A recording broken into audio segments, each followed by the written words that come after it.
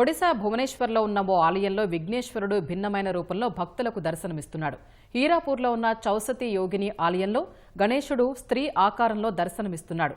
గణేశి పేరుతో అక్కడి ప్రజలు పూజలు చేస్తుంటారు. ఎలుకను బదులుగా గాడిద వాహనాన్ని కలిగి ఉండే గణేశి ఏనుగు తల స్త్రీ శరీరంతో ఉంటుంది. ఈ ఆలయంలో గణేశుడు మాత్రమే కాకుండా శ్రీ విష్ణువు నరసింహ అవతారాన్ని కూడా స్త్రీ రూపంలోనే పూజిస్తారు.